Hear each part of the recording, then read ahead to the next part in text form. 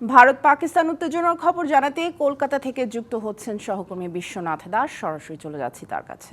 বিশ্বনাথ, দুই দেশের উত্তেজনা নিয়ে কি বলছে কেন্দ্রীয় সরকার? আমরা জানি আজ পররাষ্ট্র সচিব একটি ব্রিফিং করেছেন, সেখানে কি বলা হয়েছে এবং এ বিষয়ে সবশেষ কি তথ্য আছে আপনার কাছে জানাবেন। আমিও দেখুন, বিক্রম মিশ্র সরাসরি যে সাংবাদিক সম্মেলন করেছিলেন সেনা কর্তাদের নিয়ে, সেখানে কিন্তু নির্দিষ্টভাবে এই যে হামলার পরিকল্পনা, সেই জায়গায় সবার প্রথমে তিনি নির্দিষ্ট করেছেন যে এই হামলা পাকিস্তানে অধিকৃত কাশ্মীর এবং পাকিস্তানের যে অঞ্চলে করা হয়েছে তা কিন্তু পাকিস্তানের সাধারণ মানুষ বা পাকিস্তানের সেনা কাউকেই আক্রমণ করার জন্য না। নির্দিষ্টভাবে ভাবে তিনি জানিয়েছেন যে সন্ত্রাসবাদী বা জঙ্গি যে সমস্ত ঘাঁটিগুলো রয়েছে সেখানেই হামলা করা হয়েছে, এবং এই যে 9টি জায়গায় হামলা করা হয়েছে তা মঙ্গলবার রাত পৌনে 2টো নাগাদ, অর্থাৎ আনুষ্ঠানিকভাবে যেটা ঘোষণা করা হয়েছে রাত 1টা 5 থেকে 1টা 30 পর্যন্ত 25 মিনিটের এই অপারেশনে 24টি ক্ষেপণাস্ত্র হামলা করা হয়েছে, এবং যাতে কিন্তু এই 9টি ঘাঁটি সম্পূর্ণভাবে নিশ্চিহ্ন করা হয়েছে। এবং ভারতীয় সেনা কর্তাদের তরফ থেকে সুনিশ্চিত করা হয়েছিল যাতে এই হামলার প্রতি পাকিস্তানের অন্যান্য জায়গায় কোনো রকম ক্ষতি না হয়।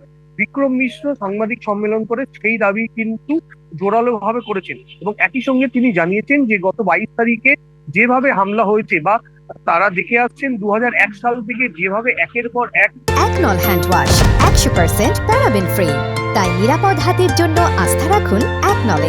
সন্ত্রাসবাদী হামলা ভারতবর্ষে চালিয়ে যাচ্ছেন বিভিন্ন জঙ্গি সংগঠন, সে লস্করে তৈবা হোক বা জৈশ ই মোহাম্মদ হোক বা অন্যান্য সংগঠন, সেই সমস্ত সংগঠনের যারা রয়েছেন তারা কিন্তু এই সমস্তই জায়গা, অর্থাৎ যে 42টি অঞ্চল মূলত চিহ্নিত করা হয়েছে পাকিস্তান অধিগৃহীত কাশ্মীর বা পাকিস্তানের অঞ্চলে, সেই সমস্ত জায়গায় কিন্তু তারা ঢাকা দিয়ে থাকে বা সেইখানেই তাদের প্রশিক্ষণ কেন্দ্র রয়েছে, এবং এর মধ্যে থেকে এই 9টি কেন্দ্রকে বাছা হয়, এবং দীর্ঘ 1 সপ্তাহ ধরে কিন্তু এই সমস্ত কেন্দ্রে তাদের নজরদারি চালানো হচ্ছিল ভারতীয় গোয়েন্দা দপ্তরের তরফ থেকে।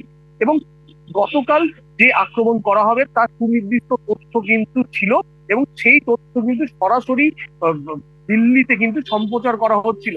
কিভাবে মুভমেন্ট করা হবে না করা হবে তা কিন্তু নির্দিষ্টভাবে জানানো হয়েছিল। বিক্রম মিশ্র আজকে সাংবাদিক সম্মেলনে যেটা বলেন যে 22 তারিখে পেহেলগাঁওয়ে যে হামলা হয়েছিল তারপর তারা আশা করেছিল পাকিস্তান কিন্তু এই যে সন্ত্রাসবাদী এই বা জঙ্গি সংগঠন তাদের কিন্তু কোন রকম বার্তা দেবেন, কিন্তু সেই রকম কোনো বার্তা কিন্তু পাকিস্তানের তরফ থেকে আসেনি।